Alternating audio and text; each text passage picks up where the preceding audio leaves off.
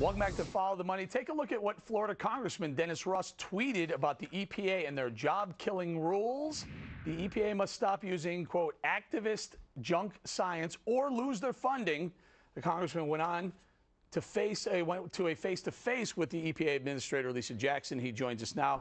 Congressman Ross, what came out of that meeting? What did you say to Ms. Jackson, first of all?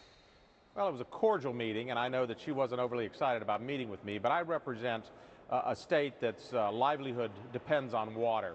Numeric nutrient water criteria, which is some junk science that the EPA is trying to force feed to Florida and Florida only, it's very near and dear to my heart. It'll cost over $1 billion of compliance. It'll raise every individual household's utility bills by at least $750.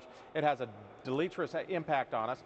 Plus, we've also got these flyovers that have been going on trying to look for radon and radiation, which has been eliminated as a threat well over 20 years ago. So the meeting was good.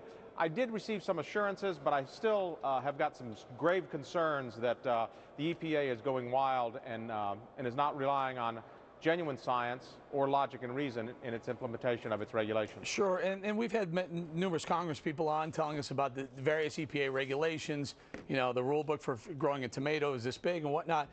The recent pushback by the Obama administration from the EPA, in other words, they were going forward with some mandates, but then the White House said, you know, hold off on those for now. Are those temporary, or is this really the White House pulling back the reins on the EPA? Well, I don't see the White House pulling back the reins on the EPA in the state of Florida yet. And believe me, when you have agriculture as one of the only stable part of your industry right now, you need to make sure that you have some certainty, and the EPA is not pulling back. They've put in hiatus the implementation of the numeric nutrient water criteria, but they haven't eliminated it yet. I'd really like to see a pullback on that. And so what about drilling? I mean, you okay with drilling off the coast of Florida? We can drill so well off the coast of Florida that doesn't impact our beaches, that doesn't impact the tourism, but allows us to gain some sense of abandoning our dependence on foreign oil. You know, I have no problem with drilling off the coast of Florida. There are ways we can get it done. There are federal waters out there. We know that there are oil deposits out there that we can get and still maintain pristine beaches and keep it open for tourism in the state of Florida. Tell us about the fishing industry. There's been a lot of reports about the EPA clamping down on fishermen and where they can fish and what they need to do. Is the EPA hampering the fishing industry in Florida? Well, I think the EPA is hampering not only the fishing industry, but just about every industry in the state of Florida. And what they're not doing, in my opinion, and my experience, has been that they're not bringing the stakeholders to the table and discussing with them what concerns do they have. Let me tell you something. There is nobody that wants clean water, that wants recreational activities with flourishing fishing industry than the fishing industry themselves. They can do a very good job making sure that they're policing it the way it ought to be policed because their livelihoods depend on it. All right, sir. Thank you very much for joining us, Representative Dennis Ross from Florida. Thank you, sir. Thank you, Eric. All right, going to bring it out to the panel. Susan, what do you think? The EPA seems to be it gets bigger and bigger and bigger under the Democrats. Most recently, the fuel mileage standards that they want to increase, the moratorium on offshore. It's like almost the end around for the Obama administration on getting this cap and trade that he's so desperately wants at some point. Yeah, I mean, I believe in regulation to a limit. There's nothing wrong with that. But the EPA has represented over-regulation. Use this as an end round to get policies that they want done instead of actually doing what it's supposed to do. Monitor situations and keep us safe. This is not where you get to have your policies run through because you're an unpopular president with unpopular policies and you try and backdoor it. Hey, Joy, every time I do a segment on the EPA and the overregulation, the left comes out, they blast me for saying, oh, Bolling hates the environment. I don't hate the environment. There are rules, there are laws in place that are fine. I can't go to a waterway and dump my garbage in there. I can't do that.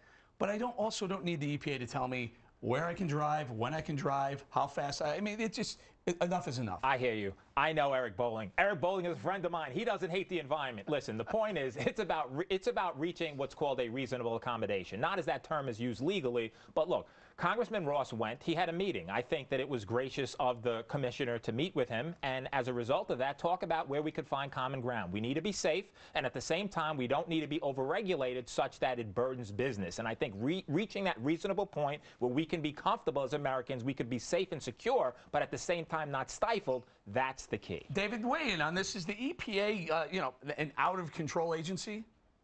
Well, I think it's too aggressive. We need to remember that the water nutrient standard actually was started under President Bush, not President Obama. So we need to lay responsibility where it should be. The good news is the EPA has now said that milk will no longer be considered an oil. Therefore, when a dairyman spills milk on the ground when he's milking his cow, we don't have hazardous waste sites. So, they're still too aggressive. In March alone, they initiated 2 regulations that'll cost business $6 billion to implement and $2.6 billion annually to be in full compliance. They just need to stop, quit being so aggressive, do what they're supposed to be doing at their core mission, and quit getting into all of this junk science. Go ahead. And the milk is a perfect example. Instead of saying there are policies on our books that really go back 20, 30 years that are no longer relevant, but they force businesses to keep to those standards. And sometimes they even conflict with the current standards. So, the EPA is even afraid to say, okay, maybe this isn't exactly right. they're so concerned about pleasing the left on every little thing, they can't even say that they perhaps need to modify things. I don't think but also, hold on, David, but when you have all this regulation, you know what you also have? A heck of a lot of lawyers. Well, that's a great thing for me. Keep the regulation flowing. Look, the point is about we need regulation. That's important. Look at when we didn't regulate the banking industry. That was a pretty big disaster, wasn't it? You lost a pretty good buck on that, Eric, didn't you? We need regulation. It has to be reasonable. I don't think it's fair to attack the left. The commissioner, or, she's listening as a result of having that meeting. I think it's a start. I do agree to a limited extent with Congressman Ross in that you have to listen to stakeholders. I think that's what she's doing. I think that's what this administration is doing. And as a result, it'll get better. And David, but it goes on and on about how the EPA is making it more and more difficult to drill offshore. Why? Here's a congressman from Florida who says it's perfectly safe. Go ahead, drill off our shores, just go far enough out. Yet the EPA, deaf ear, turning a deaf. The Department of Interior, the Department of Energy, and the EPA, all 3 of them are going, oh, slow down. We're not sure we need to be drilling. By the way, oil, I think, was $90 a barrel today. Right. Well, in Washington, the whole incentive for these agencies is to grow more powerful, grow bigger, employ more people, whether they solve the solutions or not. So, part of it is we need to change the incentives from, you're really a great agency because you have a bigger budget, to you've solved these problems, you've dealt with the stakeholders. Last night in the debate, Herman Cain had an excellent idea when he said we should put people who have been victims of the EPA on the EPA so they can help the agency make better decisions. I think that's a great idea. It could be all across the federal government. They might need a bigger building. Yeah, much bigger building. Yeah. Last thought? I think that ultimately, I just want to keep in mind. You like that lawyer thing? No, I do. I love the lawyer thing, but we do need regulation. I don't want to slam the regulation. Right. The EPA is doing its job. It has to keep us safe, and as a result of that, I think we have to give them kudos for keeping us safe. All right. No kudos from here. We're going to have to leave it there. Tomorrow, Congress starts looking